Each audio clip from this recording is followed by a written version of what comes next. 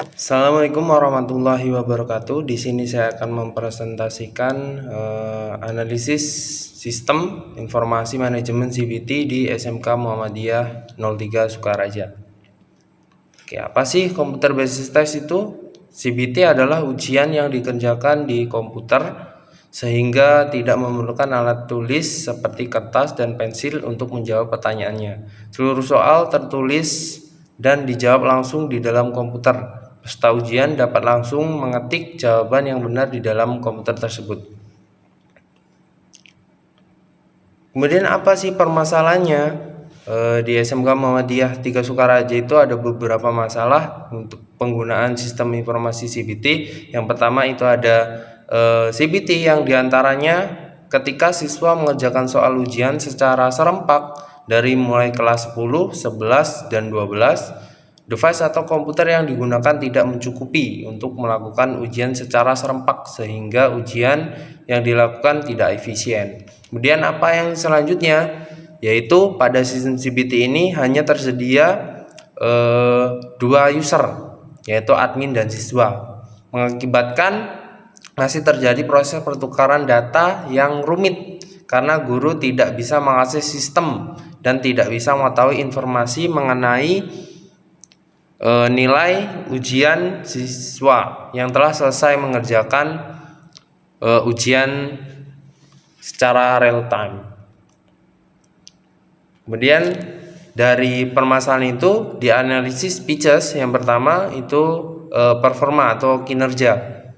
Sistem yang digunakan hanya dapat diakses menggunakan komputer sekolah saja. Hal ini tentu mempengaruhi kerja dari sistem yang bersangkutan karena akan terjadi masalah baru ketika terjadi mati listrik yang mengakibatkan para siswa harus memulai ulang ujian.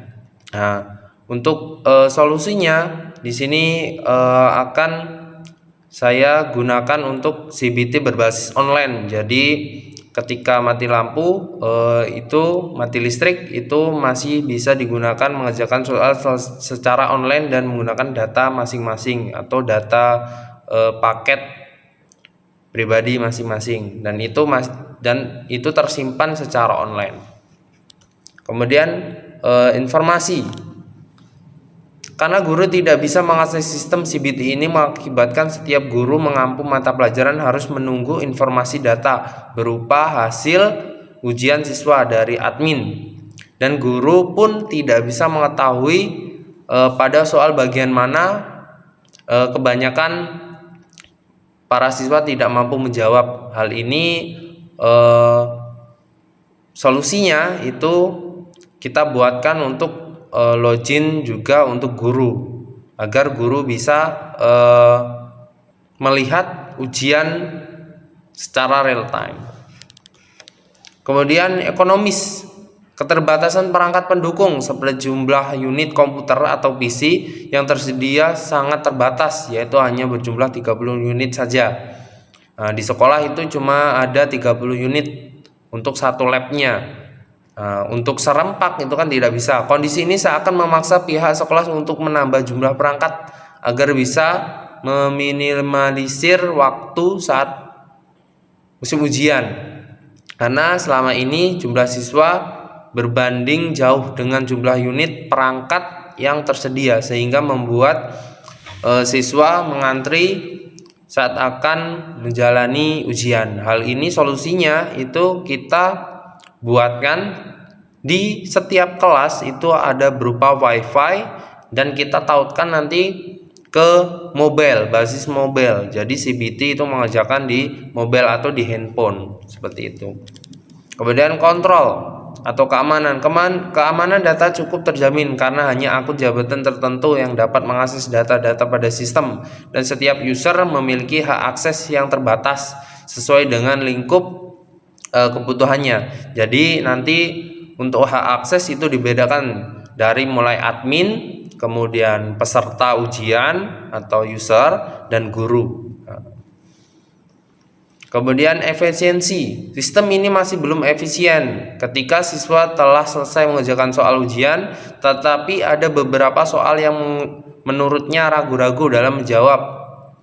dan ia ingin mengerjakan soal itu. Sistem ini tidak bisa langsung menuju soal yang diinginkan oleh siswa, tetapi harus kembali satu persatu soal secara urut hingga ke soal yang dimaksud. Dan sistem ini juga belum memuat fitur tugas di dalamnya. Jadi nanti solusinya kita buat ketika mengerjakan itu ada tampilan taskbar nomor urut. Jadi nanti di situ bisa mengerjakan soal berapa yang belum diisi. Dan juga nanti CBT ini itu digunakan untuk sebagai pembelajaran secara online. Jadi nanti guru itu bisa mengupload soal di tugas untuk siswa agar dikerjakan di secara online di CBT. Kemudian pelayanan pada sistem ini sendiri terbilang masih kurang, di mana para siswa tidak bisa mengakses histori ujian mereka, dan juga untuk bisa mengakses ke sistem harus secara bergantian dikarenakan jumlah komputer sekolah yang sangat terbatas. Jadi kita nanti solusinya seperti yang tadi, itu secara online agar bisa diakses dimanapun, kapanpun, dan menggunakan basis Android. Kemudian ada kebutuhan fungsional. Analisis kebutuhan fungsional digunakan untuk mengetahui apa saja yang dapat dilakukan oleh sistem. Dalam menganalisis kebutuhan fungsional dipisahkan berdasarkan hak akses pengguna sistem.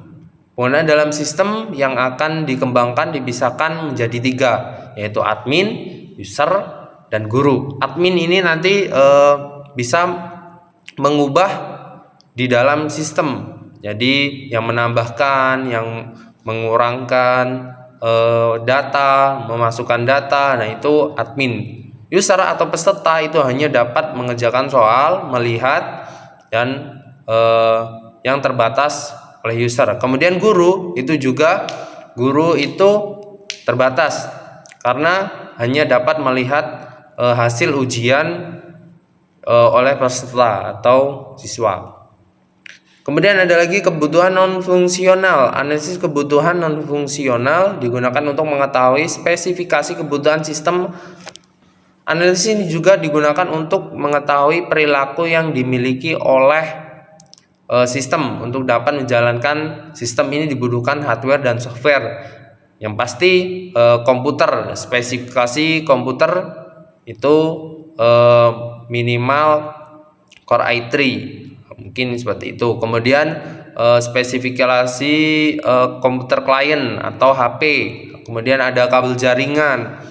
Kemudian ada lagi WiFi dan lain sebagainya yang nanti itu digunakan untuk CBT. Kemudian di sini ada kesimpulan berdasarkan proses yang telah dilalui mulai dari perumusan masalah hingga pengujian sistem informasi komputer basis tes, maka dapat diperoleh beberapa kesimpulan, yaitu penelitian ini berhasil mengembangkan sistem informasi komputer basis tes CBT pada SMK Muhammadiyah 03 Sukaraja. Kemudian yang kedua, sistem informasi komputer basis tes mampu memenuhi kebutuhan sekolah. Kemudian berdasarkan hasil pengujian aplikasi berjalan secara fungsional. Mungkin hanya itu yang dapat saya sampaikan. Kurang lebihnya saya mohon maaf. Saya akhiri. Wassalamualaikum warahmatullahi wabarakatuh.